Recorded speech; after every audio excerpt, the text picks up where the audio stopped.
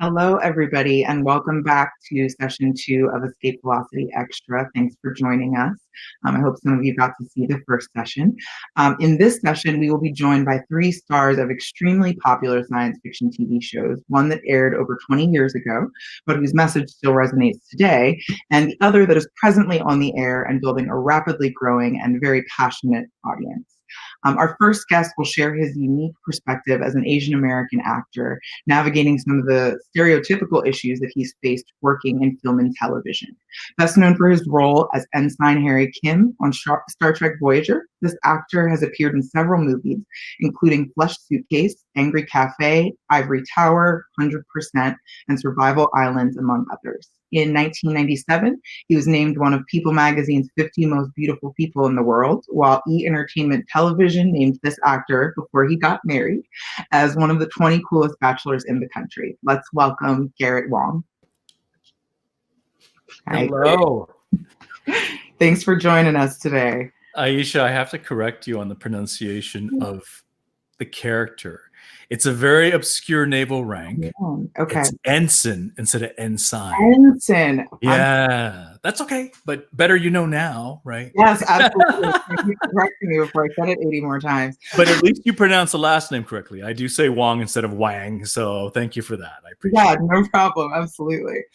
So our second guest is a native of Minneapolis and a graduate of both the San Francisco Art Institute and the Yale School of Drama, who acted for nearly 3 decades at various theaters in the Twin Cities. Over the past 25 years, he's appeared in roles on several prominent television series, including Nash Bridges, Law and Order, Supernatural, Dexter, Shameless, and SEAL Team. He currently plays the role of Bortus, a native of the Mocklin race who serves as a second officer and lieutenant commander on board the USS Orville. Joining us now is Peter Macon. Hey. Hey, Peter. That's a weird frame. That's not what I was working on. We'll get it together over time. And yeah, Bortus creeping over. We got to see him. Yeah, get Bortus in there. Yeah, it's great to be here. And I'm actually from Chicago, but people. So I started working in Minneapolis, but who cares? Who cares anyway? Great to be here. I wanted to pick up on Garrett's. Let's like make Aisha feel bad and correct her. I know. I'm dying inside. It's fine. It'll totally be fine. Last but not least, let's see if I can get one of these totally right. Is one of the top billed stars of Star Trek Voyager. But aside from playing the role of Tuvok, Voyager's second officer, security officer, and tactical officer, this actor made several other appearances in various roles within the Star Trek universe, including Star Trek The Next Generation, Star Trek Deep Space Nine, Star Trek Renegades, and the film Star Trek Generations, as well as several video games and non-canonical fan films. He's also appeared in a season 2 episode of The Orville as Planetary Union historian Dr. Sherman. Science fiction aside, this actor has made nearly 200 appearances in TV and film, including some of the most recognizable titles in popular culture. Let's welcome Tim Russ. Hey, Tim. Well. Can we hear you? You're on mute, buddy. Wanted to make sure that you don't hear anything in the background. There was, I don't know what kind of racket there was outside, but that was horrendous. And all it would have been was over your dialogue. No, I'm good. Thank you very much. Thank you for having me. And of course, I hope that's the one I got right too. It is the one you got right. That was right. I'm going to hope there's no more noise outside. I just want to make sure they're okay. It's crazy out there. All right. It won't be naked. Well, it's the city. So much. The city. Yeah. For all 3 of you joining us, we're very excited to have you here. The comments are very live. Everyone is very excited to ask some questions. So kind of just to get us started, obviously we're talking about race, racism, and diversity in science fiction. And a lot of science fiction has been, let's call it, historically monochromatic. Right. So there are a lot of people who believe that science fiction actually shouldn't address race at all. What would you say science fiction can offer in discussions of race and racism that other genres maybe can't? Well, go ahead, Garrett, if you like. You're going to throw me out there first? Okay. Well, traditionally, Star Trek has always been very open to having people of different races, different ethnicities. Gene Roddenberry has been definitely a groundbreaker. If you think about Uhura, one of the very first African-American female roles where she wasn't a housekeeper or some type of stereotypical role.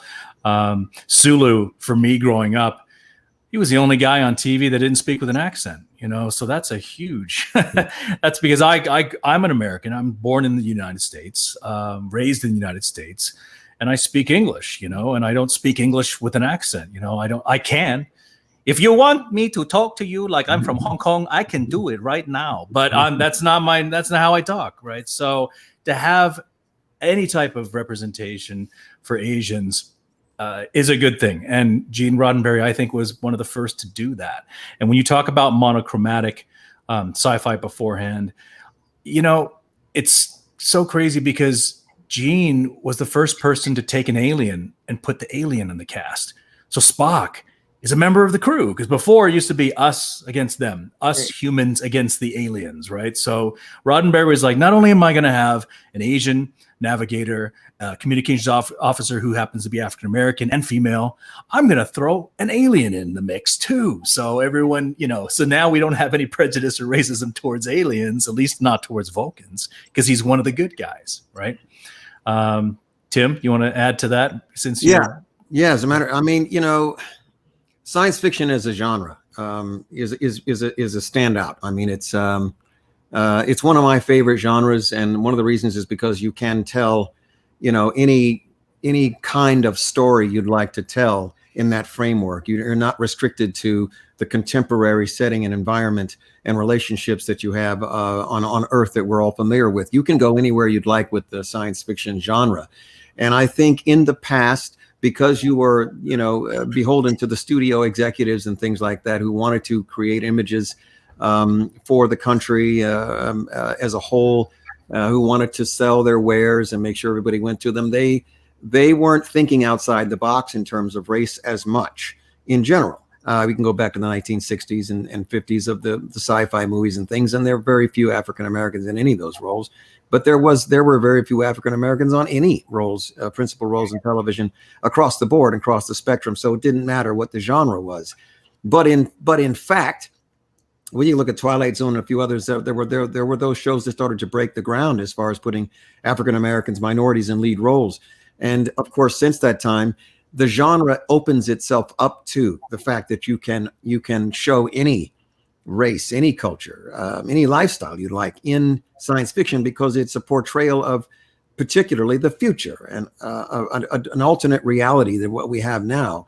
And you can tell these fictional stories without any concern over why you would have somebody African-American, why you would have a mixed relationship, why we'd have minorities in certain roles and parts in these stories. It's wide open just by virtue of the genre itself. If anyone is paying attention, that is watching or creating the product. Yeah, and I as being a part of a sort of the baby of the canon in terms of science fiction shows, I know that the work that we are doing is standing on the shoulders of the work that you guys have pioneered and done. So I just want to formally acknowledge that without you guys slugging it out for the number of years you were doing, it'd probably be a lot more difficult for us to do the show that we're doing. And that being said, because it is the future, and because supposedly we've weaned ourselves off of we've reduced our carbon footprint. We're not dealing with machines aren't run by oil, and we're not polluting the planet. Somehow or another, we've balanced out our coexistence. At least on these kinds of shows, like they're more utopic, they're less dystopian, they're clean. We figured some things out energy wise. Politically, it still serves as a nice template to put up a mirror of things like when we first started shooting the Orville. I think there was the whole bathroom gate going on, You know what I mean? And people gender assignments, and so of course that goes into our show. So like you're able to take the themes or like the the problems of modern day society and foist it onto this, hopefully universally true or universally accessible world, which is, in the future where we're not, I guess, bumping our heads up against racism, but it's still species trying to coexist.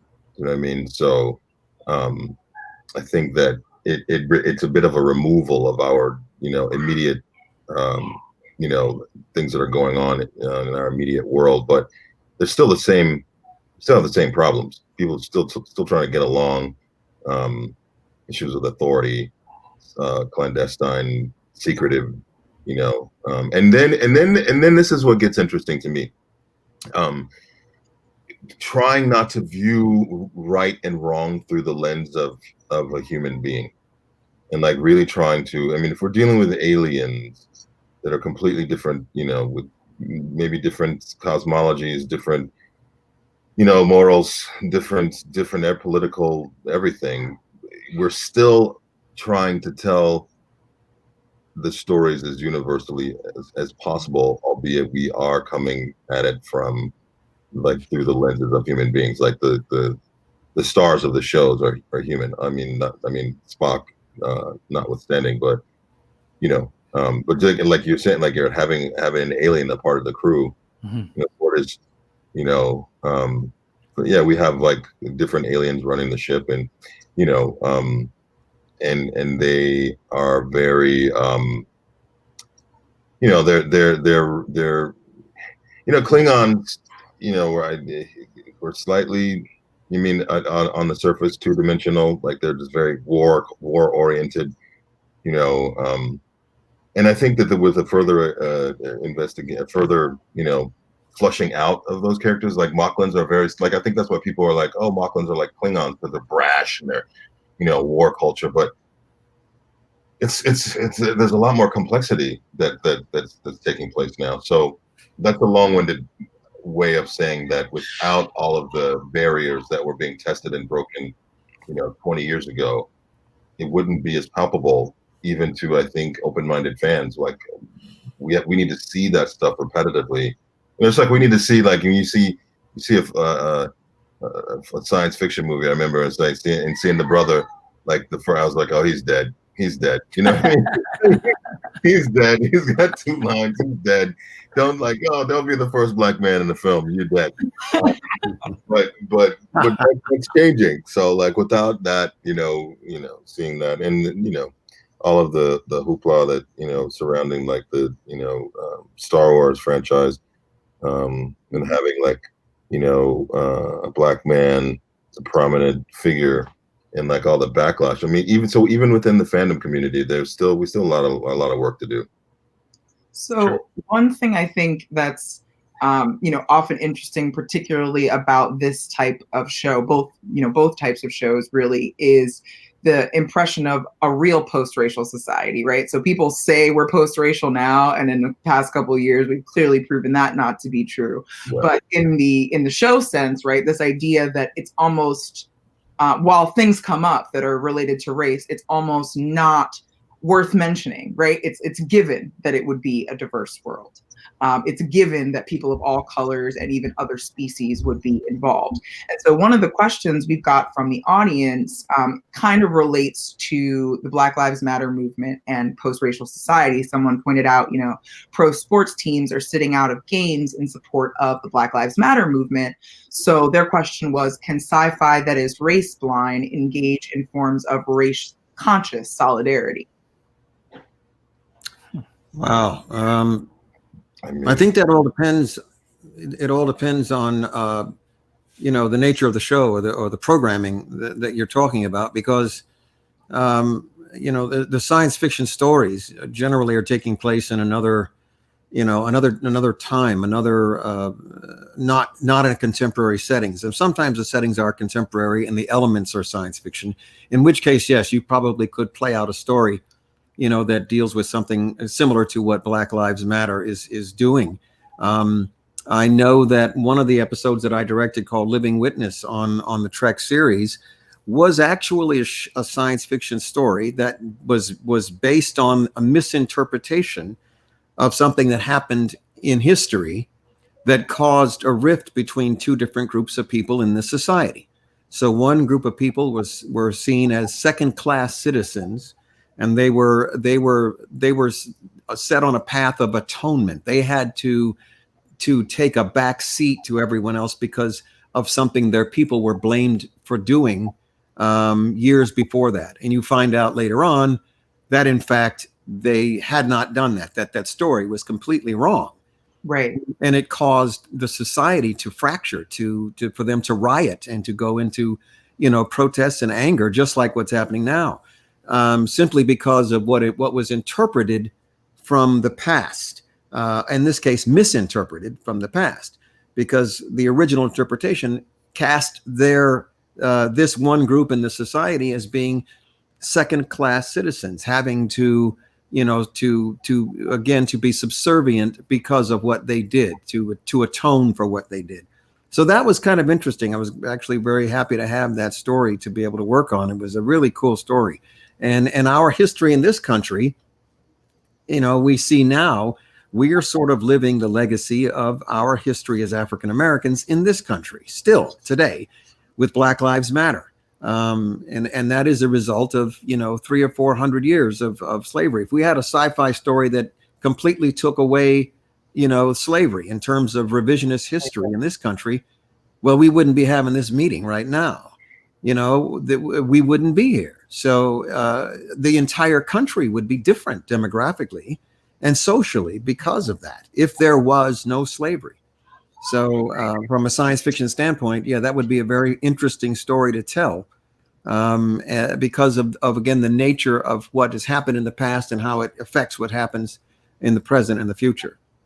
Absolutely. And just two quick things. One announcement for those viewers watching at home, you can add your comments in the comment section if you have questions. We'll address some of them as we go along, and then there will be in the session a firm Q&A period at the end. So if we don't get to you during the session, hopefully we'll get to your question in the Q&A.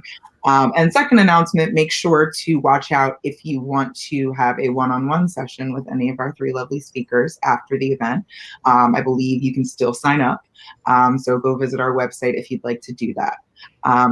So getting back to our content, and also kind of going in line with one of the questions someone asked, a lot of people are curious about your experiences as actors of color, as people of color, as minorities in both the genre of science fiction and in the film industry, TV industry more broadly. So I guess my question would be, do you feel that you personally or people in color generally are still typecast in science fiction? Can I just add to what Tim was saying earlier a little bit first, talking about having episodes or sci-fi shows that have race conscious type of episodes. I think Star Trek in all of its incarnations, in every single different Star Trek TV series, whether it's Next Generation, Voyager, Deep Space Nine, Enterprise, back to the original series, have always had episodes that were very race conscious. For me, the earliest episode I could remember was an original series rerun where they come down to the planet and they've been having this war between these two races. And literally the races are, these guys are painted half black, half gray. The one race has the right side of their face black and the left side gray. The other side is reversed. So they look identical. They're like mirror images of each other, but they're at war with each other. They hate each other. And it's down to the last two of the entire planet. There's two beings left, one from one race and one from the other, and they're still fighting. And I think, like I said, Trek has always been very good about portraying, or at least showing, race issues and making sure that people understand that everyone counts, everyone matters, and nobody is discounted. And that's always been a message. That message of equality and infinite diversity and infinite combinations is a good thing, right? So that's always been there. In terms of my own life, growing up in Memphis, Tennessee was not the easiest thing I faced, oh my gosh, I was there from 5th grade to senior year in high school, and that was 8 years of racial epithets every day of my life. People would make it a point to cross the street, perfect strangers to come over and say, call me a name, and risk their life crossing back, no crosswalk. They were just like, okay, I got to make sure that this young guy knows that he is a third-class citizen, and he's not what I am, and I am the majority, and I count, and he doesn't. So I faced a lot of that. And when I got to California, I thought it would end. I thought that would be the end of it. But once I got to California, I started facing racism not from whites, but from other minorities, and that blew me away. I mean, I remember I was standing at a Burger King, and I'm standing in line, waiting to be served. It was a long line. Two Middle Eastern gentlemen walked up next to me and stood sort of not behind me, but next to me. So then when it came to be my turn to be served, the cashier looks up and turns to the two guys and says, "What, can I take your order?" And I said, "Oh, so we're not following any semblance of a line today," is what I said out loud. Mm-hmm. And a lot of people talk about Asians being the quiet minority. They don't speak up. I'm not that guy. I always speak up. I'm going to say exactly what's on my mind. And I said it. I was like, "Are we not following any semblance of a line today?" To the cashier, saying like, "Why are you helping them?" The guy next to me turns and looks at me, and he goes, "Do you wish to die today, my friend?" and I looked at him. I said, "Over a Whopper? You're gonna kill me over a Whopper?" I said this so loud, like embarrassed the crap out of both those guys, right? Because I'm not gonna hide this stuff. But this is the stuff that I started experiencing in California, like other ethnicities, being very racist. And in terms of Hollywood is crazy. There's always this. I remember I went in an audition. It was for a Japanese Yakuza, so a member of the Japanese mafia. So I came in with my best Japanese accent, speaking English, and the casting director looked at me and she says, "Stop. That's not the Japanese accent I'm looking for." And I'm like, "Oh, okay. So let me try. And so I'm doing my best Toshiro Mifune type of accent. So I'm getting that going. And she's like, "No, that's not, no." So I sat there and I thought, oh my gosh, I know what she wants. So I went into the most chopsucky Hong Kong Cantonese accent, and I did that. And immediately she goes, "That's what I'm talking about. That's the accent I'm looking for. That's the one," and I'm sitting there going, "This is not even close to Japanese." And I walked out of there just feeling so tiny. So I've experienced it in Hollywood, and I've experienced it outside of work as well. Guys, do you want to jump in? I wanted to jump in and just piggyback a little bit on the question. Like, so Octavia Butler, I don't know if you guys are familiar, but her writing, I think people are developing her writing, right? And so that's political science fiction coming from, a Black woman. Unfortunately, she's no longer with us, but her work is a lot of it takes place. Okay, there you go. Never mind. I was gonna say it takes place South, and like it just kind of rearranges and puts stuff in non-linear, not rewrites history, but like approaches it from a science fictional point of view. And I think that there's room for that now in a way that like hasn't been. And I love science fiction. I grew up, I used to get up at 4:30 in the morning to watch Space 1999 while my mother got ready for work. And lots of animation, Robotech, Buck Rogers. So I grew up in and grew up on science fiction and loved it, and it was my favorite stuff to watch. But I would never.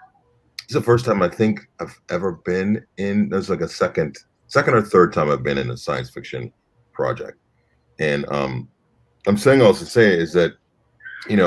Because of what I sound like and what I look like, I can't tell you how many auditions I've had. Well, you got nothing on me. I didn't do it. I'm not the. So I didn't do it, man. Like the criminal, and and I with wearing like the prosthetics and the fact that our show is rooted in comedy. It's a dramedy. I don't. It's rare that I would get to do anything funny, or try to, or just work on comic material. And I had that casting director too, like shall remain nameless. But like I'd just gotten out of graduate school and just got to LA.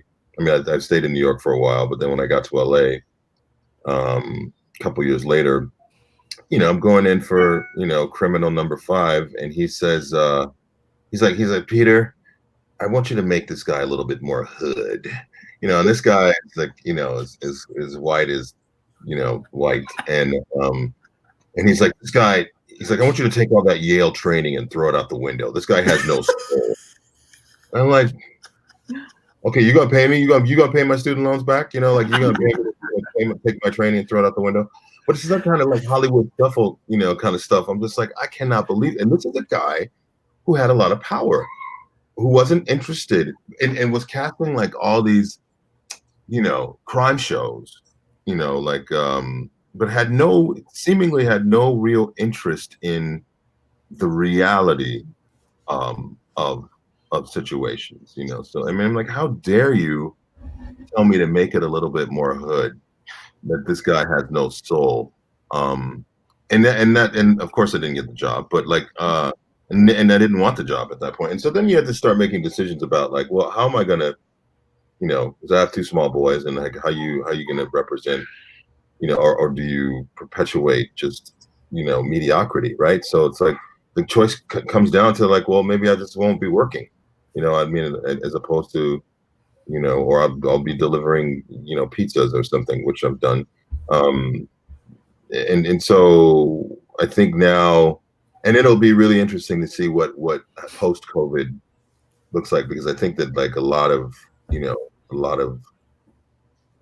separation from the chaff from the weeds, or like like I don't think that they're just like corporations are possibly sweating or trying to do more because they're on the spotlight to fund or to be more philanthropic with underrepresented groups in terms of greenlighting projects, and what people are interested in now. Like I think it'll be really interesting to see how we come out of this. Like it's almost like you've been in like a basement for like a year or 6 months, and then you come out in the sunlight and just see what people have a stomach for, or where people's attentions lie, because we've had a lot of time to just reflect and think about, and also just be on the receiving end of stimuli. Like I mean, like not being able to participate, like not being able to work, not being able to fellowship with our friends and have meals, and just like we're on like everything is coming in, like, and it's a struggle to get things going the different direction, the out direction. So yeah, I'm more curious than I don't really have like an answer to that question, but I just know that I feel like it is shifting, and there is becoming more room. There's more room happening or starting to happen, and that's maybe because there's everybody's watched everything and there's nothing new, or we really as a society are really questioning all of the things that perhaps helped us to get here. You know what I mean? I think I was in recently in a feature film called Fifth Passenger. It was released last year. And it's a sci-fi story. It's a small spaceship, an escape pod from a large craft that we're all stuck on. And the producers and writers created the character that I played, which was completely the opposite of what one might expect from a minority. This takes place in the future. Obviously, the giant ship is damaged, and we have to get off in this space pod. And I'm a member of the society that's severely stratified as far as hierarchy and who's on top and who's on the bottom. And my character is very much on top. My character looks down his nose at anyone who isn't in my league, and he is just not, he's not pleasant, not having it, and he's stuck on a pod with people who are in the lower class, and they're Caucasian. So it's an interesting flip, and they deliberately did this. The producer writers did this. What I have noticed, and when I started out, as Peter was saying, when I started out, I had played a lot of gangsters and drug dealers and all that good stuff, thugs and things. When I first started out, a lot of that has changed over the years, and I rarely ever read for those kinds of roles that are, just flat out stereotypical or, step and fetch it, that kind of thing. Most of the roles that I play now are pretty straightforward. Lawyers, doctors, judges, cops, detectives, things like that. So it's interesting that I think that because of the genre, again, in this project, The Fifth Passenger that I was in is a complete reversal in that sense of what you might expect those roles to look like. And that is definitely changing. It's becoming more and more prevalent. Even in the regular shows, you're starting to see a lot more of these characters in a broader spectrum than what it was when they started out. And I think it's because people are just, the people in charge are becoming more aware and a little bit more sensitive. And it really comes down to who's making the decisions. If there were African Americans in charge of all the studios and networks, you would see an entirely different demographic on all the networks, on all the major studios, and on the streaming services. Those people are not African American. None of them are. You've got Tyler Perry and you've got Oprah, and that's it for as far as owning a company that can produce and distribute product. Everybody else is not African American, so they're likely to sway into more of a traditional, a straightforward casting sense in terms of putting in people that look like they do, and that's not unusual. It's just human nature in part. But there is a little bit more diversity, and I've seen it. And somebody mentioned in the comment section about Hispanics being represented. True. The Asian culture is not represented nearly as much, and Hispanics are not represented either nearly as much, which could be considered, a commentary on our society in terms of perhaps the impact or the way in which the other cultures are seen and heard just in everyday life. It's unusual. I'm not sure why it is. If it was me in charge, I would appreciate a multicultural cast. I would shoot for that first thing because it makes it more interesting.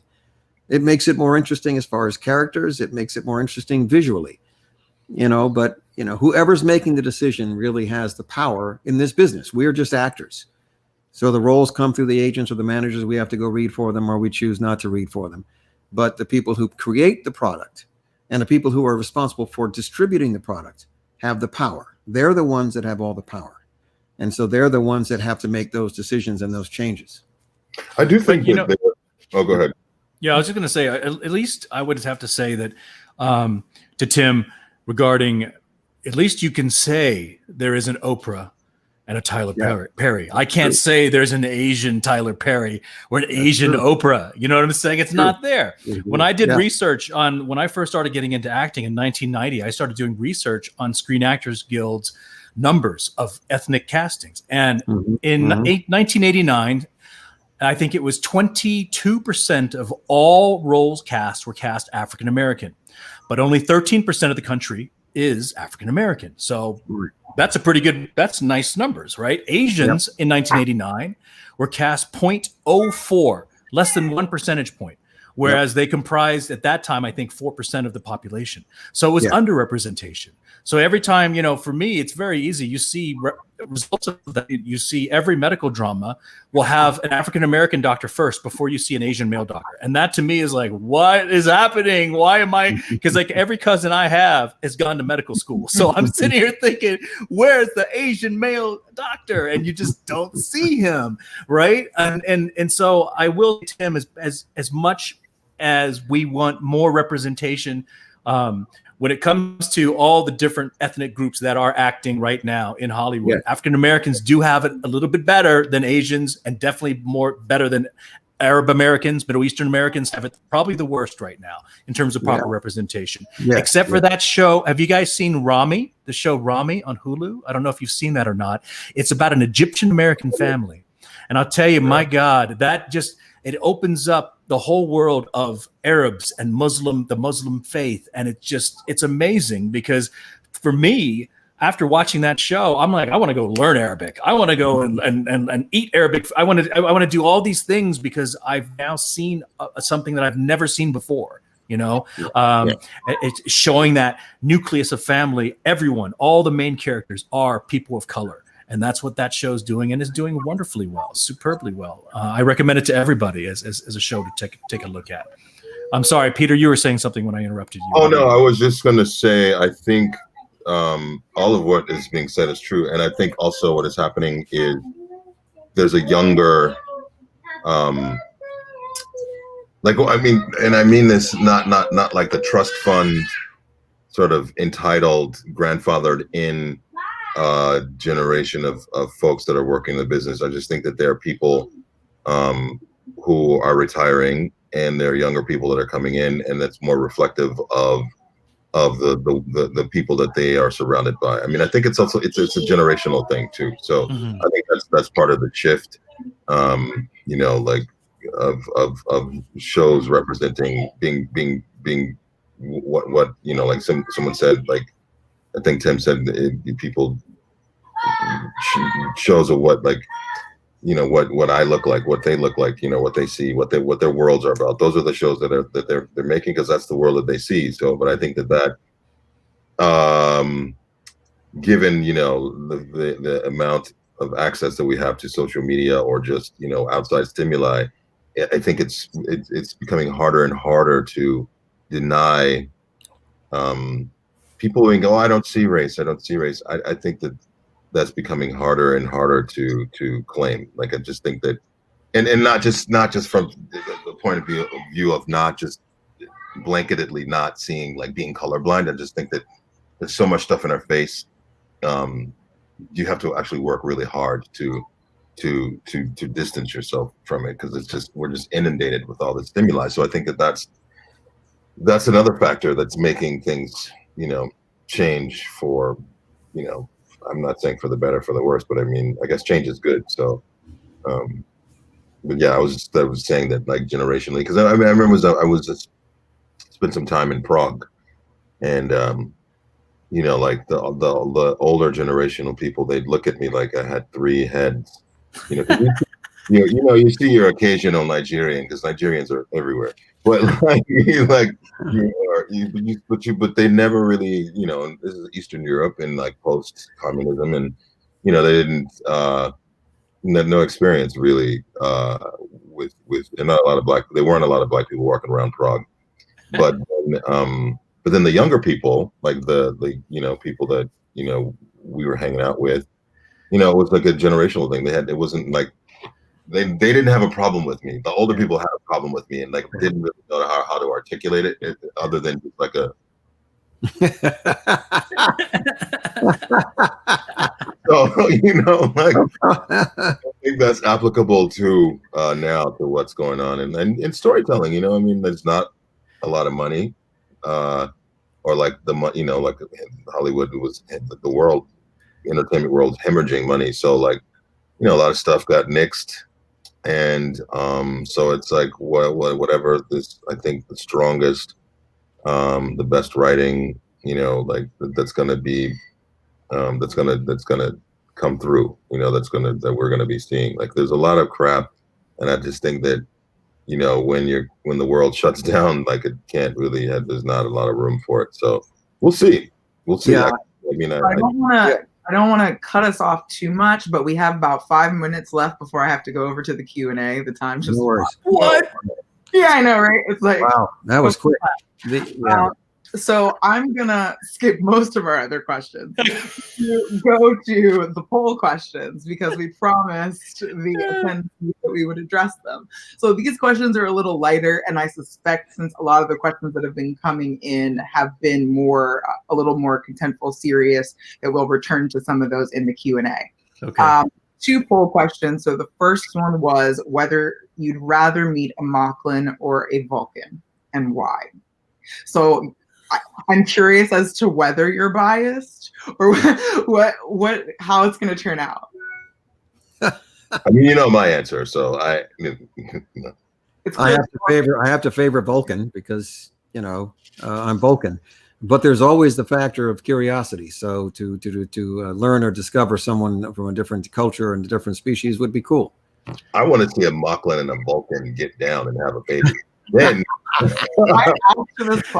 that would be a Vulcan then. Vulcan. Yeah. I love Moclans. I love Peter's character. I for me, it's always definitely the grass is greener on the other side. I'm so used to seeing Vulcans. I want to see another race, so I'm definitely gonna check Moclan on that one. Cool. Fire away, Alicia. What we got? It, Aisha. Yeah. You have another question there from them? Oh, we've got several. Let's run through. Let's get them. So the second poll question is what you think is the most influential science fiction TV show of the 21st century. So since 2000. Since 2000. Yes. Anything that's been on since 2000. Doesn't have to have started before 2000. Wow. Well, I still have to say that the current Trek shows are going to be, to me, some of the most influential. Just because Star Trek they're about telling stories. They're about getting serious about issues and stories, and I think that's a very good platform, to a very interesting and insightful platform for science fiction. So I still say those are really good. And I also like anthologies, so I dig those too. Black Mirror is one of my favorites also, because of the projection of where our tech is going to go and how it affects our society. So I would go with that one as well. I'm gonna say Blade Runner, because and Blade Runner 2049, because again, like this topic, like we're having serious soul searching about like our use of energy and how we're going to survive this planet and what's off world and what Elon Musk is doing. And I think that's just kind of, and like synthetic human beings or the Matrix, you know what I mean? Like Terminator, where it's like man versus machine. So, but I think that there's like a beauty in the landscape of Blade Runner that, I mean, it's like a sad sort of pathos. But anyway, let's keep moving. Yeah, right. For me, it's a tie between you said since 2000, so that's the last year of Voyager. So the last year of Voyager, Enterprise, and I'm going to say Orville, because of the newest Trek that's out there right now. There's a lot of fans out there that are diehard TNG Voyager fans that aren't really on the bandwagon with the newest stuff that's out there right now. It's just they're not as comfortable with it. And honestly, when old school Trek fans watch Orville, they're like, "Oh, this makes me feel good." So I'm gonna say Orville. Yeah, absolutely. Nice and clean. Yeah. Start chomping through these questions. Okay, so we'll take this one first. So, how did your races affect the direction that your characters took? That was actually something I wondered too, because 2 of you play aliens, 1 of you does not. So, how do you feel that comes into your role? For me, absolutely did not play a part, because my character is based on a previous portrayal by Leonard Nimoy's character Spock. So I have to base my character on that platform first and foremost. And we never really address race in the show as far as him being a black Vulcan. We just assume that he is. Yeah, it's a black Vulcan. And people did ask me on occasion, well, how could there be a black Vulcan? And I would look at him and I said, "You're a Star Trek fan and you're asking me that question?" The planet has 2 suns. And does anyone on Earth look exactly the same? No. Why would they look different or the same on another planet? Hello, evolution. I used to get those questions all the time when Voyager first started. They would ask me, "Why do you have a black Vulcan?" And I'm like, "Why don't you talk to Tim Russ? Why are you asking me?" No, but my answer would be the same with what you said. I said, because the planet Vulcan has 2 suns. When you have that much sun, most of the people are going to be more darker complected. That's the bottom line. What I said. Hello. Hello. Yeah. Oh, Spock is like the only light-skinned Vulcan. All Vulcans are pretty much darker skinned. I was just saying that because the two suns. But yeah. for me, I told them, I said, listen, when I got cast in the role, I said, please do not have Ensign Kim go into the mess hall and go up to the replicator and order a bowl of kimchi or a bowl of wontons. You know what I'm saying? Like I just please let him be Starfleet first, Asian American second, and they were very very good about that for the entire. Vegan, What's that? And What's maybe that? vegan. Like Yes. Vegan. Yeah, make him vegan. And so, and they even said, I remember season 1, they called me down to wardrobe. They said, listen, I know you've talked to all the producers about your concern about race and this and that, and you want to be looked at as an equal.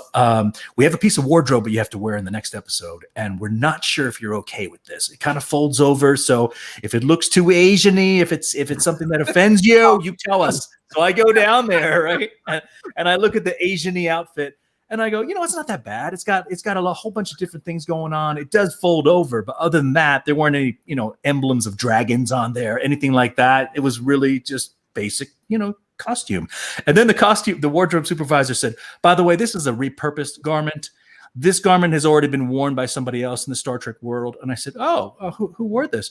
Sir Patrick Stewart wore this in TNG. I said, oh, well, if Patrick wore it, sure, I'll wear it as a turban. It can be a diaper, whatever you want me to do. I was so amenable at that point. So, yeah. All right. So another question that was, okay, I guess they're coming up. So what race-related topic would you like to see tackled through the lens of science fiction that hasn't been tackled before or needs to be tackled more? Science fiction. Well, for myself, I mean, I think that the stories have to the issue has to depend on what kind of storyline you're dealing with. What kind of story it is you're telling. Is it a dystopic type of thing, or is it a current thing with elements of sci-fi in it taking place today with elements of science fiction?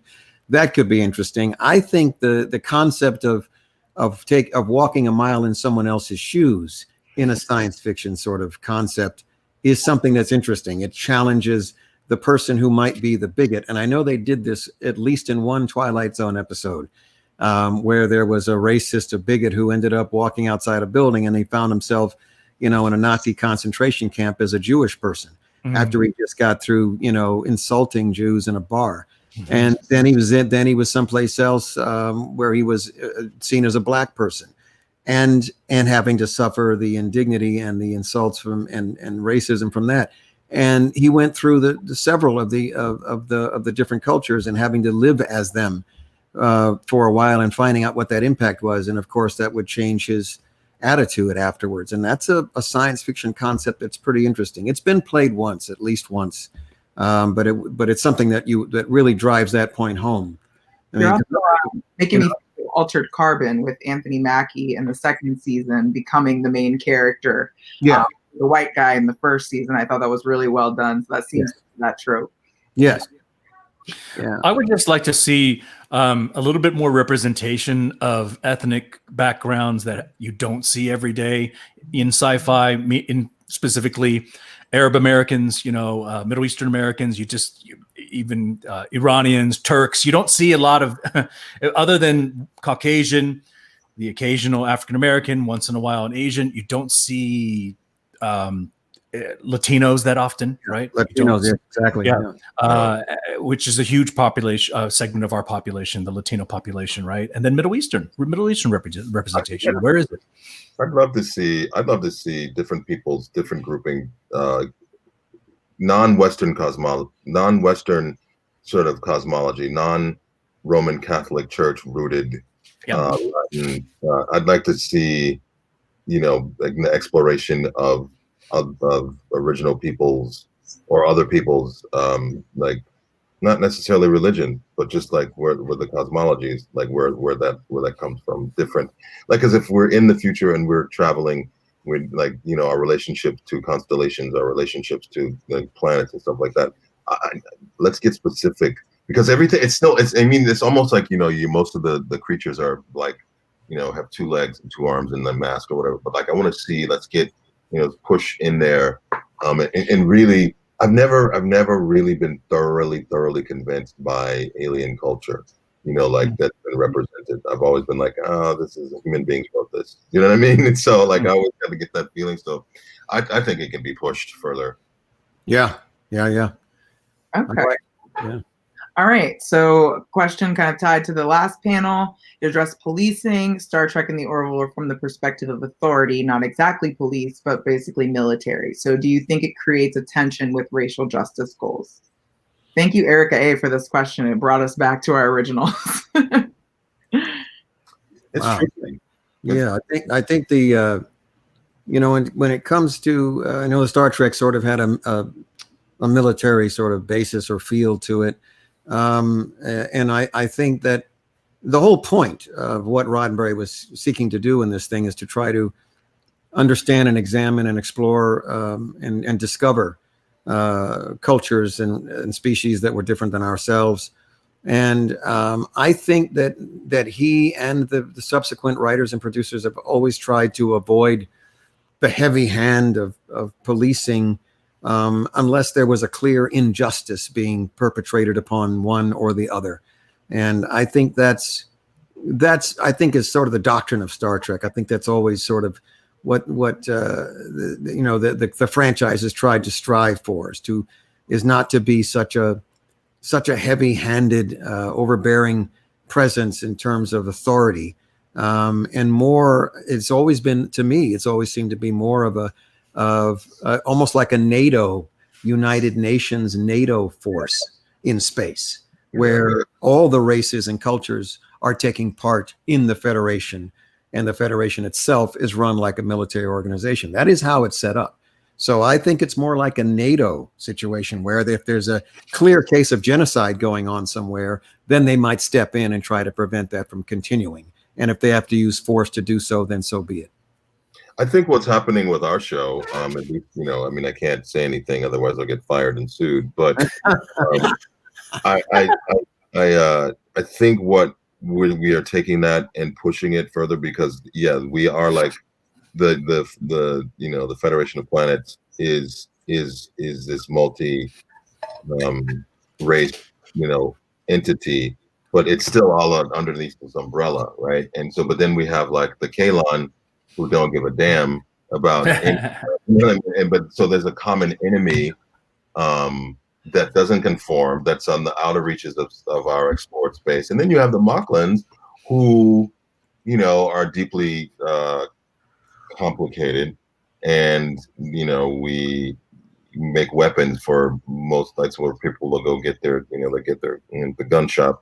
And but what's starting to happen is that's beginning to that foundation of like a NATO organization is being challenged, because it's like, well, again, and this is going back to our previous conversation, it's like, are we viewing this through human beings, like through the lens of a human, even subconsciously, right? So things aren't, like, that's the best chance at getting coexistence going on, is this Federation of Planetary Union, and people opting into that union or not, or being rogue. But then there's this imminent threat in with the Kalon, that it forces people to have to negotiate when they wouldn't, so we'll see. But I think we're after that. I think that we're after pushing, like, we're not all going to get along. No, that's just the like, certainly, we're just not. And that's a good thing to question, because maybe if we don't assume that we're all going to get along, that maybe we can get to a point where we go through our differences, and then we can figure out how to really coexist, even if it doesn't necessarily have to be in this coalition or like this planetary union. So I don't know. We'll see what this is. I was going to say, it seems like even in the context of policing for you, Peter, particularly with Bortus's character, kind of the drama between, being a Moclan versus kind of some of our westernized, clearly Americanized standards. Like, I'm thinking in particular of Topa sex change, and kind of things. And so to that same point, do you feel like that sort of policing, that kind of respectability politics is a big part of your role? It's totally, and it's full of conflict, and I think that's what makes it good, because he is like an oddball. Bortus is like an oddball, and he's also, he's a mate, right? So like and a father. So, and my mate is more of a typical, like culturally, like relates to Moclan culture, and we're finding all that it's all getting turned on its ear. So there's one set of complications, because I'm not like all the other Moclans, and for whatever that means. But then he's deeply flawed. Like, he got addicted to porn and almost blew the ship up. You know what I mean? So like, and the cigarettes, without mentioning the cigarettes, you know? Like, I mean, it's flawed, right? So I mean, there's and the logic of trying to, be a monolith is flawed. So I mean, I think that I think Seth, the writing is really good for me for that, because it's very conflicting to, like, on a micro and a macro cosmic level. Like, I mean, and so there's no neat answer, and I think that's what's great, is that it's messy, and it also, we also keep learning, the layers of the onion keep unpeeling, and we learn, I mean, there's some stuff coming up that you're gonna be like, oh, Bortus is stank, you know what I mean? Like, Bortus I mean, like, so he's complicated, like we all are, so yeah.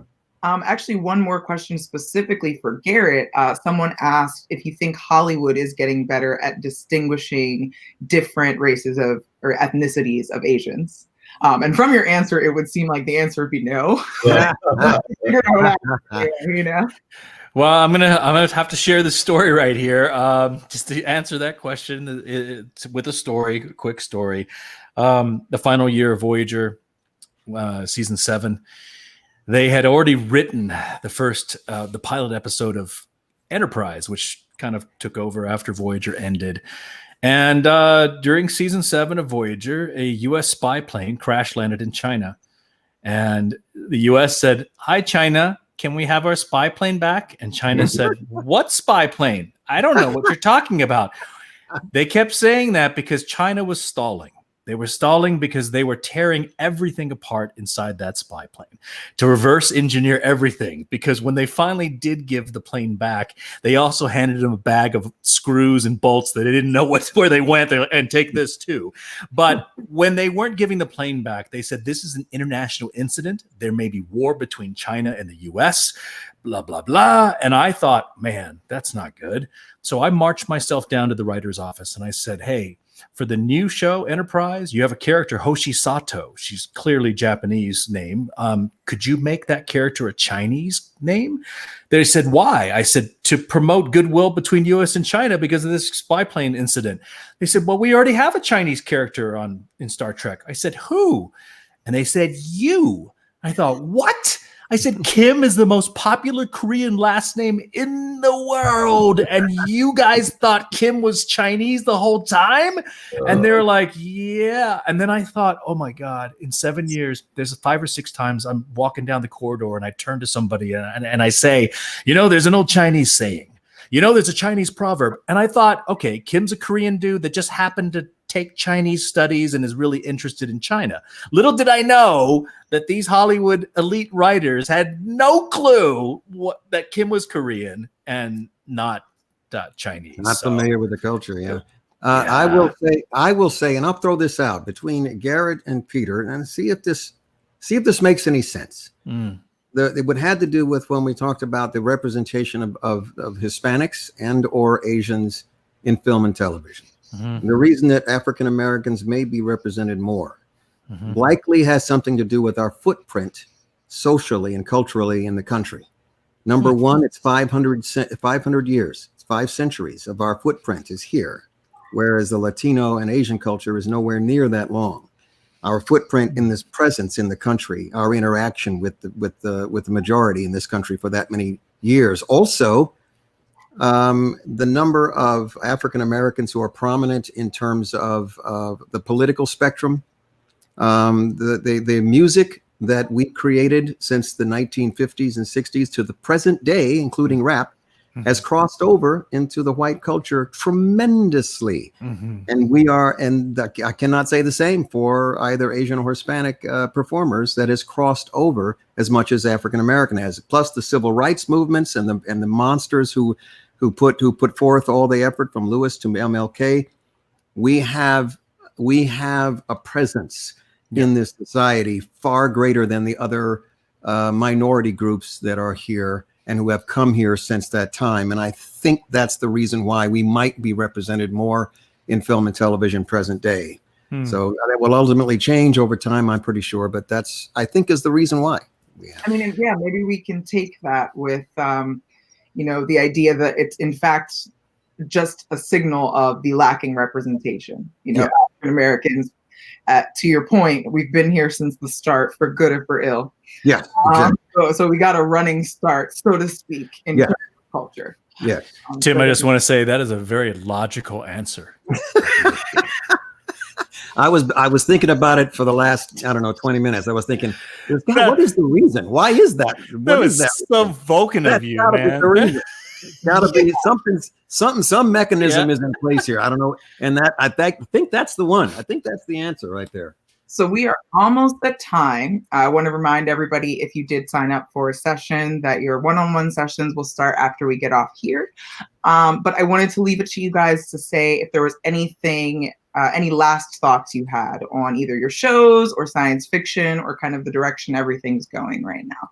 I just want to say that I think this is a really cool dialogue to have. You know what I mean? I don't, like, I've been to lots of conventions and like there are lots of, nerds of color, but a simple, like a formal conversation about just the beginning to dissect or just to chip into, like, issues of race and identity as it relates to science fiction, I think is pretty unique. So I'm thrilled to be having this chat, or at least, it's making me think about, a lot. But I just think it's super cool to be part of it. I just want to say that. Just want to say thanks. Thank you.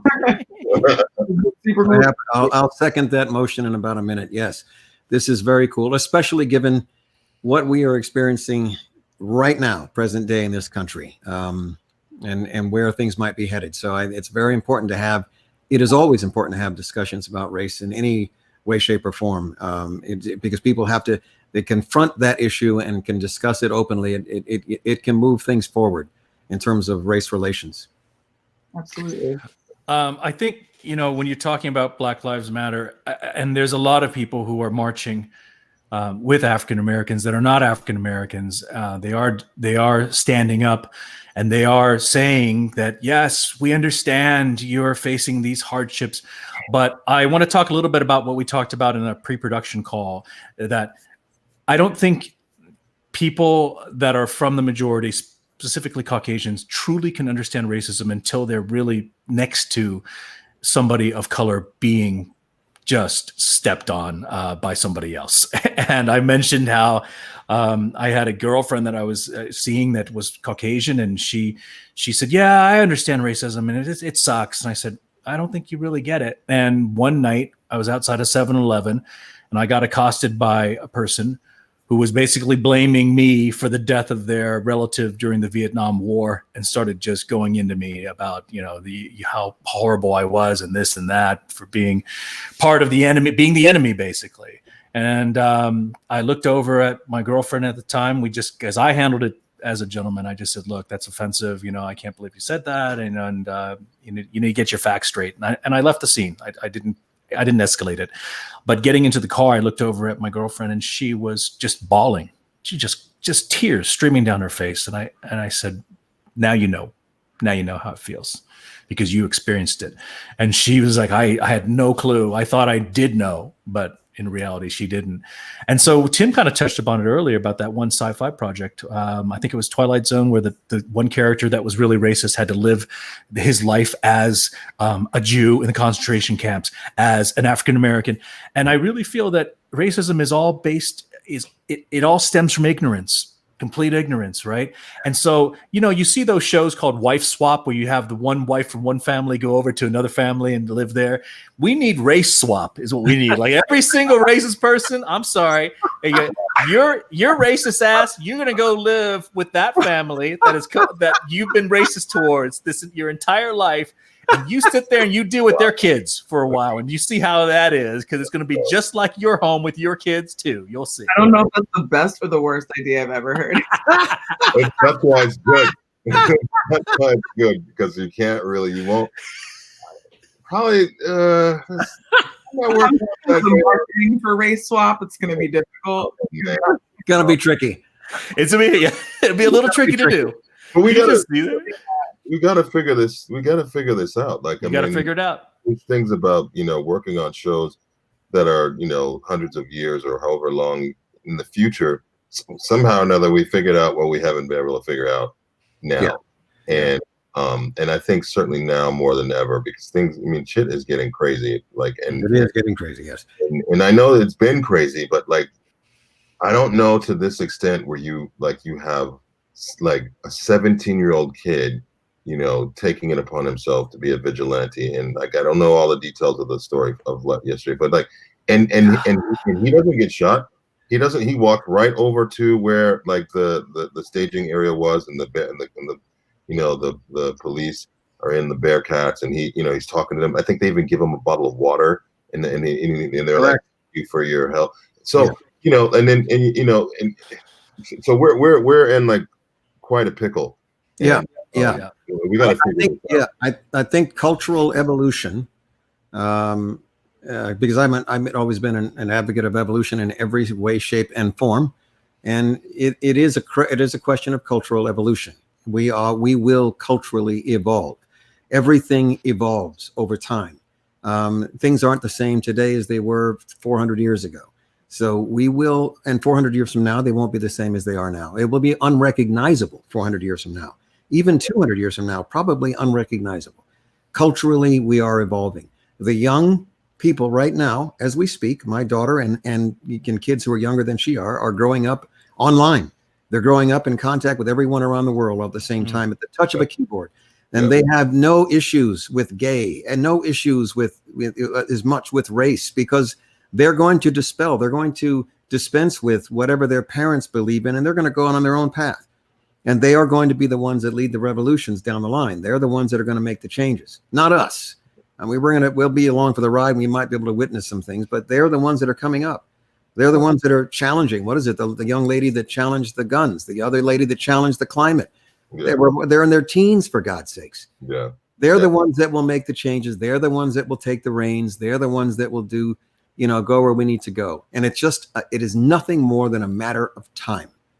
And we're saddled and unfortunately shackled to, the tick of the clock, and it doesn't go very fast. It takes its sweet time, and that's what to accelerate that time. There's often times that I think I welcome a scenario like Independence Day, the movie with Will Smith. If an alien force came down here and started just eliminating us as human beings, racism is going to stop pretty darn quickly. When you look over and say, "Hey, you're human, I'm human." Let's stay alive. Yeah, there's no racists in the foxhole. No, not at all. Yeah. Right? Hopefully, we can do that with some tamper on the violence. We'll see how that goes. Yeah, I mean, it is. I have two small boys, and 2 and 4 years old, and trying to explain to them what is going on it keeps me up at night.